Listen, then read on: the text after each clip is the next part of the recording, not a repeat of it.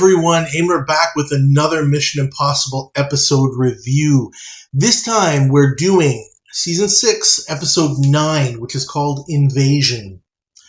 This one starts with a couple of guys in a car watching a fellow named Whitmore Channing head up to his apartment. Apparently they have the place bugged, and he receives a phone call from a contact in Paris about a mysterious assignment, making arrangements for something to be picked up in Los Angeles tomorrow at 5 p.m. The guy in Paris says that Channing has done well, but hints that he knows too much. Jim's romantic dinner, that's interesting, is interrupted by a phone call, which turns out to be a call to listen to instructions in the actual restaurant phone booth. The mission: Channing works for the Department of Defense, and he murdered an official during a theft of information about weaknesses in the distant early warning lines, and left it to be picked up. The IMF must prevent the information from being known to the enemy for obvious reasons, because then it makes it easy for them to attack. After an apartment scene, we get another shot of Paris, France, not the great Paris from seasons 4 and 5, where Channing's contact calls an assassin named Shuit to liquidate Channing. Now that they don't have any more use for him, he's got the information they need. And we see Jim working with a bunch of extras dressed as soldiers. Barney pulls up to Channing's building, the area having been cleared out for the mission, and he joins Casey and Willie in the adjacent room, where Willie watches Channing through an electrical outlet. Barney messes with the electrical panel, and Casey calls Channing to distract him away from his door so Barney can get in. But Barney's not careful enough that Channing doesn't hear him, so he goes out to have a look, but fortunately doesn't see Barney, who is able to hide in his pantry. Barney then makes some adjustments to Channing's stove. When Channing goes to the stove, he gets an electrical shock, and Willie hits him with a tranquilizer gun from behind, putting him out. Barney adjusts Channing's watch to the next day. Casey and Willie come in to make it look like 24 hours have elapsed by adjusting clocks and other devices, and then set Channing to wake up once they are safely away. He does, a bit dazed, but he looks around the room and sees things that they would be if he had indeed been out for a long time.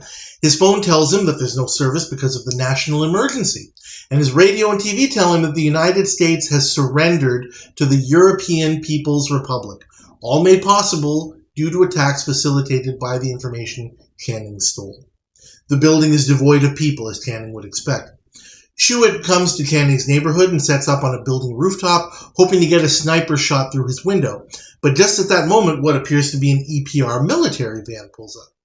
Captain Willie takes Channing into custody and puts him in the van, foiling Shuit's opportunity, but he takes off in pursuit as they pull up to the building where the IMF has set up their big store as EPR headquarters. It's an old courts building. Shuit tries to get in, saying he has an appointment, but is forced away by one of the soldiers, who informs Jim and Jim tells him to make sure all of the others are on guard to watch out for this guy. Despite this, Shuit is adeptly able to knock out a guard and take his uniform to get in.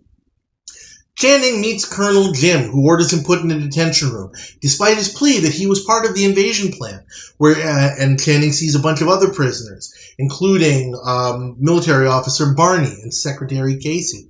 Barney is brought for trial to the military court of the EPR and summarily sentenced to death by Jim as an enemy of the state, as Channing watches, followed by Casey.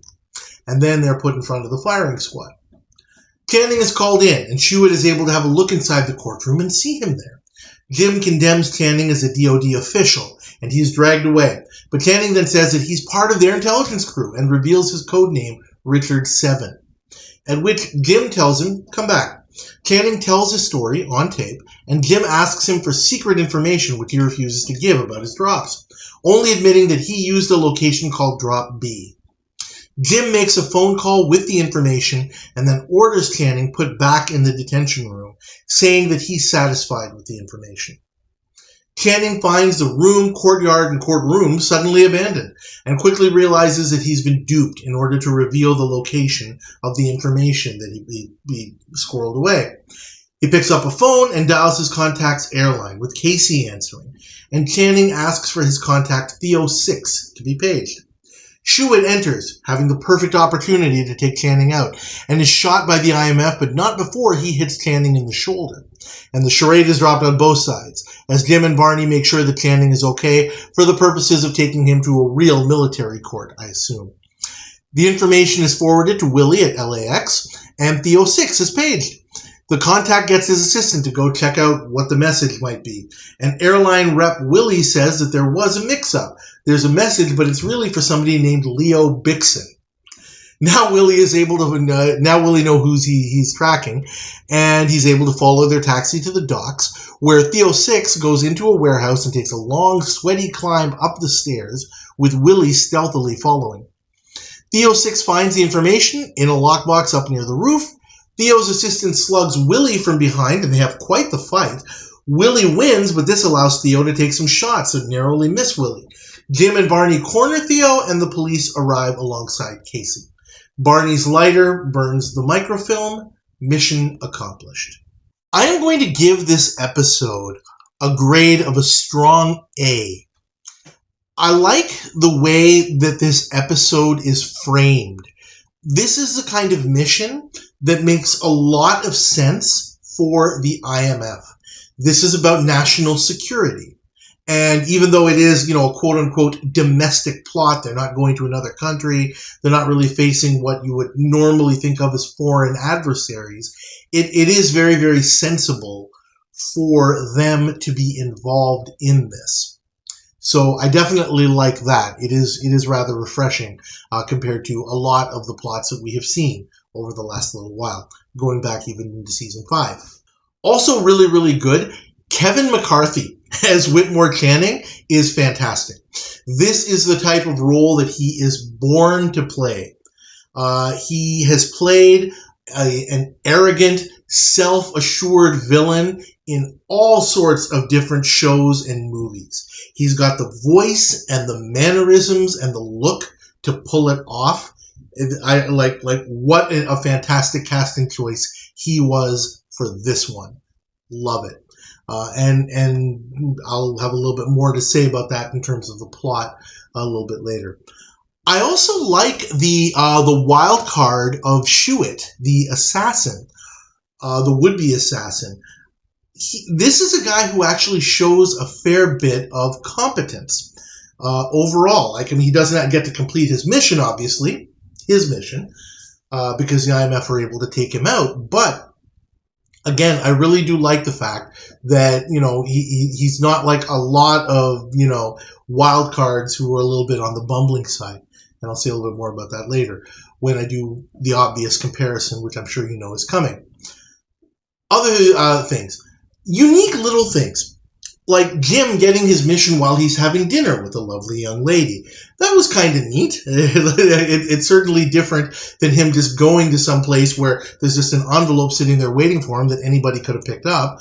So that was kind of neat. And I also really liked that Willie gets a really great outing this time. He does a fair bit of the overall work of the mission, the on-screen work of the mission. I especially liked the fight scene at the end. He's up against a guy who actually looks pretty formidable. The Theo 6's assistant, he's a big dude who seems like he can really, really handle himself. And I actually liked it. He seemed like, a proper match for Peter Lupus there. And I thought that was actually really well done. Probably the best fight scene on the show now that I think about it. There aren't a whole lot of them like this. Usually the IMF is just able to take somebody out by knocking them out with, a chop or a knockout ring or, maybe one or two shots here and there. This was actually kind of interesting. Also really, really good. The overall execution of the mission is really, really effective. A lot of the things that I pointed out in seasons 2 and 3 are at play here. The Kansas City Shuffle is very, very effective here. And it's one of the best, I think, ever on the show, to be very honest. Whitmore Channing is a very competent adversary. You're not going to be able to fool this guy in the regular way. You're going to have to make him kind of, buy into something that's going on and have him fool himself at some level. And that's exactly what the IMF does. It's an earned win. There's great teamwork, even if Casey maybe didn't do a whole heck of a lot and Willie maybe had to do a little bit more. That's going to happen. So I definitely don't have a problem with that.